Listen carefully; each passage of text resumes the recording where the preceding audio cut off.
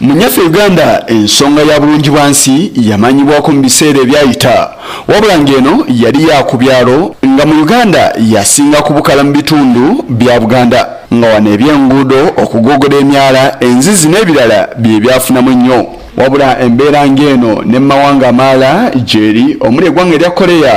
nga bano bagita Samondong beeyaabwe etwaliramu ebyenfuna ng'abantu mu kitundu beekolamu omulimu okulaba nga beekulaakulanya eno nno yaleetebwa ne munyaffe Uganda okulaba nga bannansi nga nabo bagiganyulwamu era nga gwali mwaka gwa 2015 disitulikiti okuli Kabalole, Luuka, Malacha ze zimu mu eri mu kugezesebwa okusinziira ku minisita wa gavumenti ez'ebitundu Jennifer Namiyangu gavumenti ereeta etteeka okubukaza enkola eno. Etwala gavumenti ez'ebitundu twagala okuvaayo n'etteeka tulitwale mu kabineti tulitwale mu palamenti tuzeewo bulungibwansi kino kibeere nti si kyakudduka kukuba bantu bagobaganya bo bennyini bezeemu omutima omunayuganda ogw'okwagala okwekolera era okukolera ebitundu byabwe nga bali wamu. Enkola eno eya Samondong mu kugezesebwa kwayo abantu ab'enjawulo bagiganyiddwamu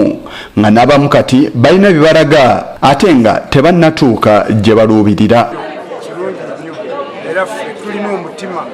gwa wamu buli kintu tumanyi tukola kyaffe si kya buli omu naye kyaffe era tukolera wamu ebisinga obungi era ne saving mu kitundu tukola saving era tukozeewo ne technical school mu kitundu kyaffe.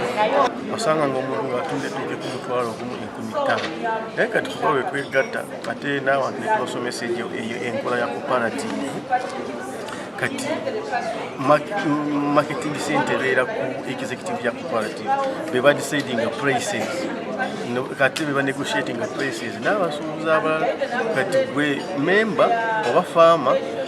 tujja ne tukutundira n'ojja n'osanga akasente koba akasente ku cooperative. Minisita alaze obuzibu obuvaako enkola za gavumenti ezitali zimu obutaganyulwa mu bantu omuli ne Operation Wealth Creation. Tetusaba na magoba naye zonna tezikoze impact n'akamu kati tulowooza nti abantu bennyini we baba bavuddeyo ne bagamba kino kyekituluma kino kyekitukwatako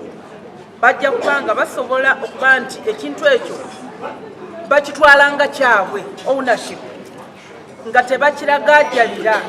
kyova olaba nti twagala tukyuseemu enkola gye tubadde tukola abantu bo bennyini basalewo kiki kye baagala bekuŋŋaanyemu ssente bakikoleko. Omubaka w'omukulembeze w'eggwanga mu disitulikiti y'e Luuka Nsubugabe wa Stephen omu ku balondodde enteekateeka eno naye ayina ky'agyogeddeko. Pulojekiti ekoze nnyo ne ku bulungibwansi abantu bavuddeyo balimye amakubo gaabwe recently abali balima kasooli n'omuceere bajja ne bava ne bagamba tukoye okutunda ki kasooli n'okutunda omuceere nga teguli improve era goni project nevayo nejja nebawa maize mill ne rice mill. Obukadde bubiri obw'ensimbi z'eggwanga eri America ze zaateekebwa mu nkola eno eyatumibwa Inclusive and Sustainable New Communities era nga eri ne mawanga amalala okuli eggwanga erya Rwanda, Vietnam, Bolivia, Myanmar n'amalala. Enkola eno yatandika mu myaka gye7 ng'ekibiina ekya UNDP kye kigivunaanyizibwako wano mu ggwanga Uganda. Isa Kigongo kulwa Channel 44 olweggulo.